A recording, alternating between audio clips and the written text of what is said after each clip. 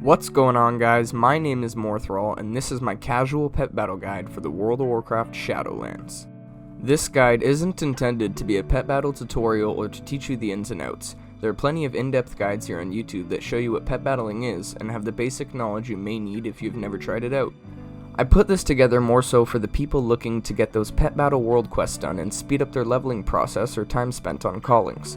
Someone who hasn't had lots of pet battling experience and maybe finds themselves overwhelmed or not wanting to bother because it seems to be more trouble than it's worth.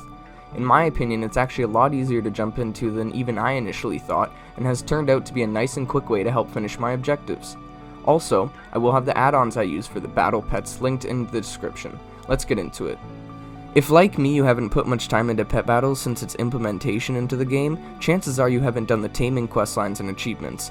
These are a good way to get started because they're very easy to beat and can earn you some pet experience as well as battle stones and bandages from the sacks of pet supplies. Bandages being extremely useful because waiting 10 minutes to resurrect and heal your battle pets is no fun. Getting these achievements doesn't take long at all and will also unlock the pet battle dailies, allowing you to get more sacks of pet supplies each day. If you're Alliance, you'll be heading over to this location and talking to Audrey Burnhep to get you started. For Horde players, you'll be seeking out Varzok and Central Orgrimmar at this location on the map. There will be a link to both NPC's Wowhead page in the description. Now, on screen you'll see some pets that I found very useful while doing the taming achievements and also while doing the current Shadowlands pet content. I don't claim that these are the best battle pets. There are other pets like the Anubisath Idol, Chrominius, and many more that you can find lots of websites and videos detailing. These are simply my recommendations based on my experience in game and the success I had while using them. While most of these pets can be obtained quite easily either through in-game content or an inexpensive trip to the auction house, there are two that may prove more difficult to obtain. They also happen to be the two that by far have carried me through the most pet battles. They are the Unborn Val'kyr and the Orphaned Felbat. The Unborn Val'kyr is an untradeable pet, so you must catch it in the wild at one of the 27 spawn points scattered across Northrend. I had troubles finding a spawn rate online, it was mostly speculation, but from the looks of the comments on Wowhead it received a buff with a lot of people claiming they're far more common now.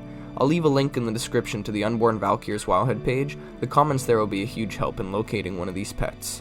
As for the Orphaned Felbat, this one may be a bit of a hassle. When checking the auction house there was only one listed and at 12,000 gold. You could get lucky and it may turn out to be a lot cheaper on your server, so it's worth taking a look.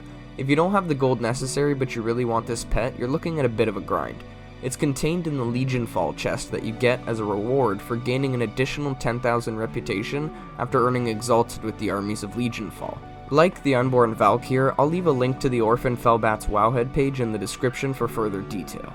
With that out of the way, let's get into the main reason for this video, the Shadowlands Pet Battle World Quests. I personally know a lot of people that skip over these while doing callings and leveling alts, missing out on easy experience and progression for their quests. A fair amount of these quests can be beaten with any half-decent pet team, but there are a lot that can be quite difficult or feel impossible with the pets you have leveled up. You may not have known this, but you can actually use all level 1 pets to beat these more difficult pet tamers. They will scale to the highest level pet in your team, so if they're all level 1, your opponent's pets will all be level 1. This makes the fight way easier because they now only have access to one move and it tends to be a poor one. While you're now affected with the same issue, you can simply type counter all of the opponent's pets and it should be a breeze. It's worth mentioning that while fighting the elite pets that are out on their own without a trainer, the scaling will also apply to them. This method technically will not last forever because eventually the pets will level, but 9 times out of 10 with only one pet surviving and gaining experience, it'll take a really long time for you to run out of level 1 pets to use. Plus, if you care enough to manage it, all you have to do is be sure that a pet about to level isn't the one who survives the fight. And at this point in the game, even if you don't collect them, chances are you've got loads of pets to use anyways. There are cases where even when using a level 1 team, the fight can still prove very difficult or feel impossible. Sometimes just picking based on type alone isn't enough. The only place I find I really have this kind of issue is Maldraxxus. With Critter being the counter for Undead, my initial attempt is always a full Critter team, but I find there are many times when things don't go to plan. The Undead having a Beast ability, Beast being super effective against Critter, some not being Undead at all, or just plain bad luck. This is why sometimes it can be very useful, in any zone or pet battle, to start the match, scout your opponent's team to see what you're up against, click the white flag to forfeit, and now you can reform your team to have the best chance at beating them. One final tip.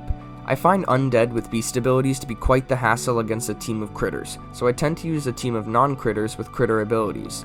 This can be a pain to search the pet journal for, so on screen I'll show some pets that meet this criteria. With that being said, this was my casual pet battle guide. Drop a like if you found this video helpful, and if you're interested in more content like this, consider subscribing. I just got started on here, so I don't know what my upload schedule is going to be like, but I'm already working on my next video as this is uploading. Again, my name is Morthral, take care, and have a wonderful day.